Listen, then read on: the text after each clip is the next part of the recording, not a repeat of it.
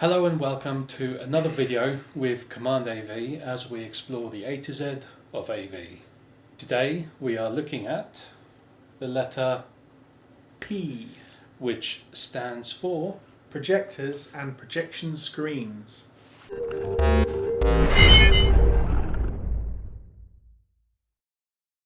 Tell me, when it comes to projectors, why have them?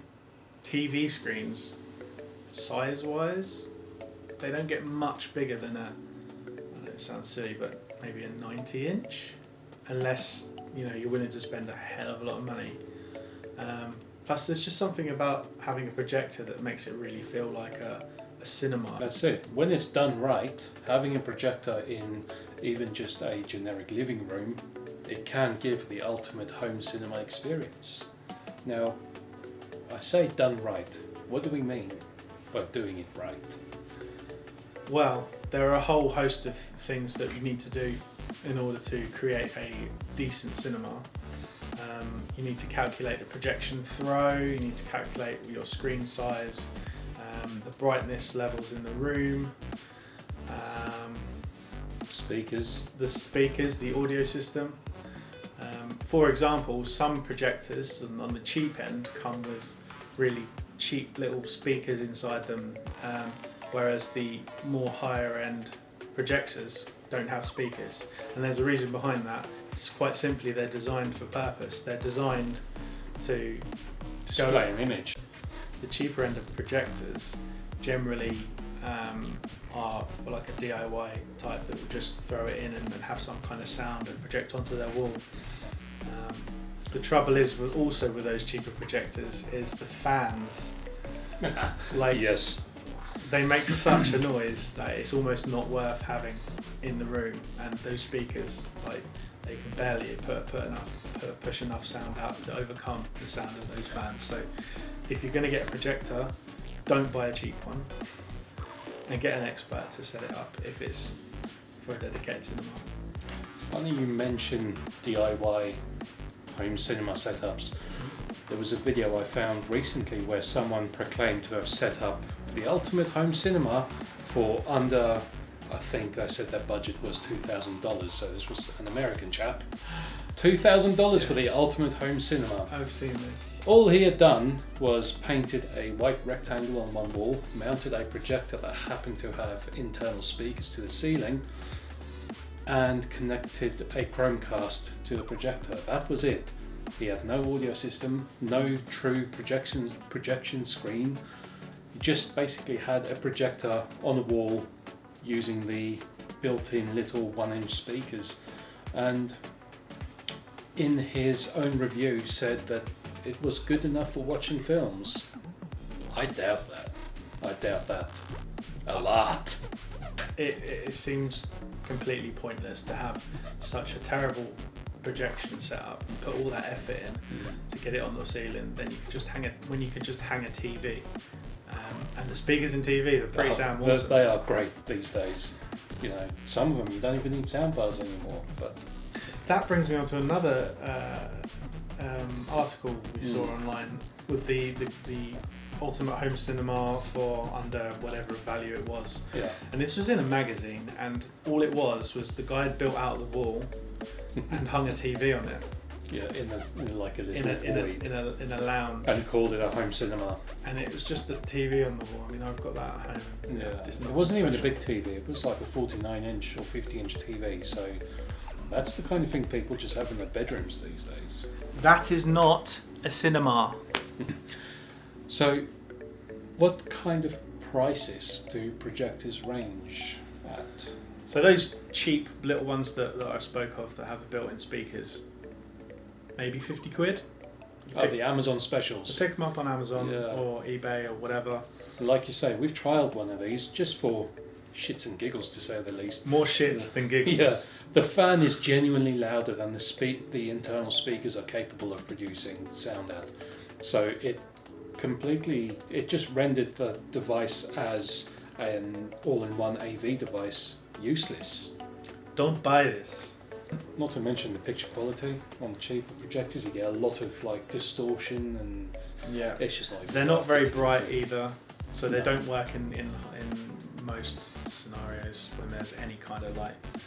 Especially if you think you've got your living room, you've got loads of windows, it's not going to work in a high brightness environment.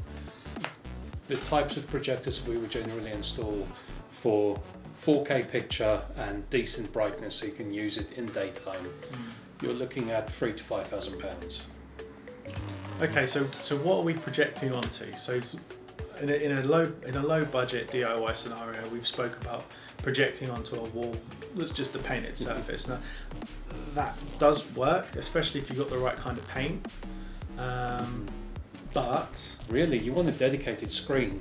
Now, be that a fixed frame screen that sits on the wall and doesn't move at all, or you can get drop-down screens as well, or in some very rare cases a pop-up screen, which is like a drop-down but flipped on its head, basically. Yeah. With these screens, obviously, you can get acoustically transparent screens, so you can have speakers behind the screen and all of the sound, or I think they guarantee 99.9% of the sound still makes it through the screen. Those screens are particularly useful for a multifunction room where you've got a TV on the wall and a sound bar that produces the sound, and you want to drop a screen in front of it, you're going to want an acoustically transparent screen. Or if it's a dedicated system where you hide all the speakers behind the screen, that's really useful too, because then you don't see any speakers and the sound literally comes from what you're looking at. So it's very immersive. Yeah, similar to drop down and pop up screens, we can do the same with projectors as well. Drop down brackets that are completely hidden in the ceiling, or if that's not possible, there's always reverse or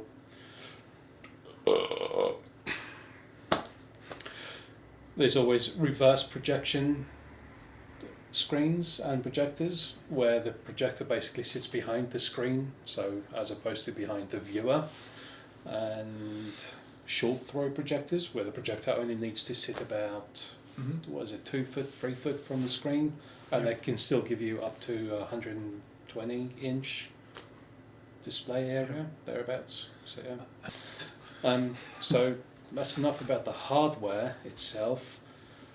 What about screen ratios and how the screen or display area is perceived? Yeah, so there's a few common types of screen ratio that you'd likely to see. 4:3 being the first, very old. Like old chunky TV. Yeah. That was the ratio of, as in there's 4 parts to 3 parts. And that's more commonly used nowadays in lecture theatres and conference rooms where you're just showing slides. Generic presentation, yeah. And then the next one up would be 16:9, which is what we generally use for HD TV. So that's the ratio you would find most HD or full HD TVs to work at. One up from that is widescreen format, which is 1.85 to 1 ratio, and then at the very top of not so much at the top of what's possible, but at the top of popularity for screen ratios, which you'd find a lot of AV companies and especially home cinema professionals touting,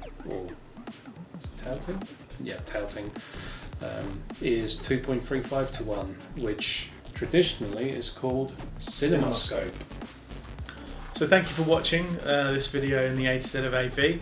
This video has been on the letter P, which stands for projectors and projection screens.